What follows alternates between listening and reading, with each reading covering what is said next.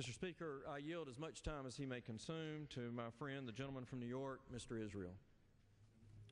Gentleman from New York is recognized.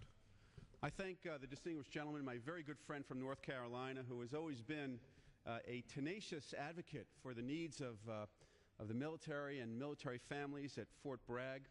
I don't reside in North Carolina, but I do know from our friendship and our many conversations that no one fights harder or more effectively to represent the interests of those who are at Fort Bragg, including many of my constituents who are there now waiting to deploy to Afghanistan.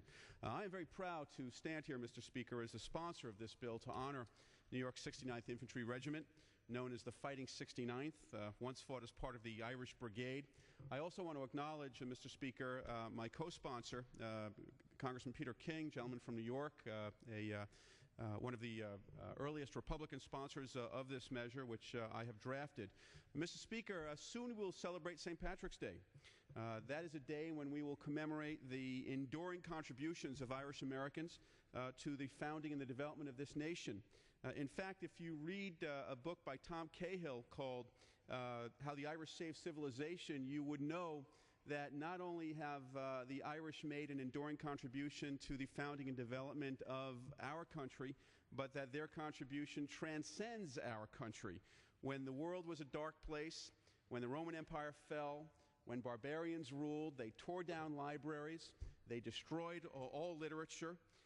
But it was the Irish who built monasteries. It was the Irish who brought scribes in, who literally copied all of the great works of civilization. They preserved it. They handed it down from one generation to the next so that we would have it today. So, in fact, it was the Irish who did save civilization.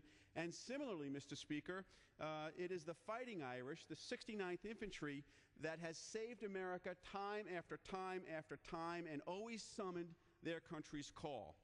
Tonight, Mr. Speaker, we put aside whatever political differences many of us have had in the past with respect to whether we should go to war in Iraq or not have gone to war in Iraq. That's not what this is about, because together, every member of this House, Democrats and Republicans, fight those who have answered, support those who are fighting for our country and have answered the country's call. We support men and women when they are in battle. We support them when they come home. And I've always said, Mr. Speaker, thank God we live in a country that gives us the right to agree with the decision to go to war, the right to disagree with that decision, the right to remain silent. But no one has any right at all to forget the contributions that service members make when they're called into duty. And that is what this resolution is about. Tonight, there are a group of men who are in my friend from North Carolina's district, who are at Fort Bragg. They are waiting to deploy to Afghanistan with the Fighting 69th. They are continuing the proudest traditions of being deployed to some of the most dangerous places around the world, in the French campaigns of World War I, the island-hopping battles of World War II, in Iraq. That has been the history of the Fighting 69th ever since 1851. In fact, it is safe to say that it was the 69th that saved the Union during the Civil War. And I would say, with apologies to my friend from North Carolina, the fact of the matter is that those of us on the north side of the Mason-Dixon line recognize the fact that had it not been for the Fighting 69th, we might have lost. Why is that? Because in 1861, there was a rumor that the British were going to assist and aid the Confederacy because the British needed cotton and textiles. Had they done that, that would have tilted the balance. That would have ended the cause for those of us who were north of the Mason-Dixon line. But you know what? President Lincoln did something very, very smart. Knowing that we could not afford for that to happen, he rallied the Irish boys. He went into New York City, and he mobilized many brand new Irish-American citizens in New York City and asked them to fight for freedom and to fight for the Union. And they fought. They fought at Malvern Hill in Virginia, not very far away from here. They fought against the dreaded and omnipotent Louisiana Tigers. And they won that battle. It was one of the first battles that the Union won. We were getting beaten in many of the early battles. And when Robert E. Lee asked his staff, who beat us? Who did we just fight? Who beat us? His staff said, General, it was the 69th New York. To which Robert E. Lee said, the Fighting 69th.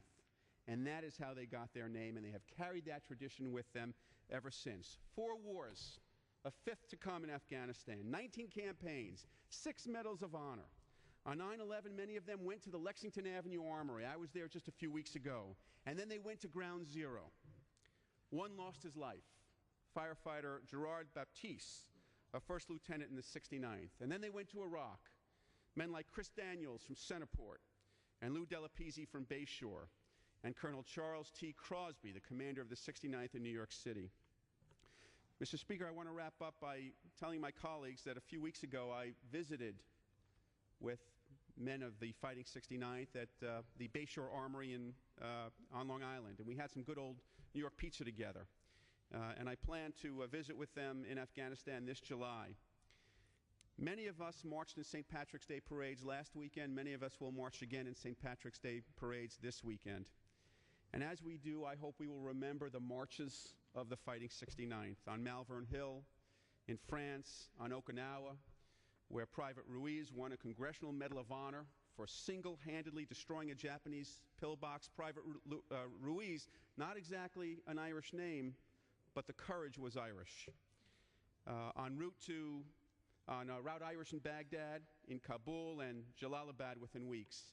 That is where they marched and will continue to march. When they visit Afghanistan, they will be on some high mountains and in some very rainy and windy places. And I know that we will think of them and apply to them this Irish blessing. May you always have walls for the wind, a roof for the rain, tea beside the fire, laughter to cheer you on, those you love near you, and all your heart may desire. And Mr. Speaker, may they come home soon to a country safer and sounder because of their courage. I want to again thank the gentleman from North Carolina for his leadership.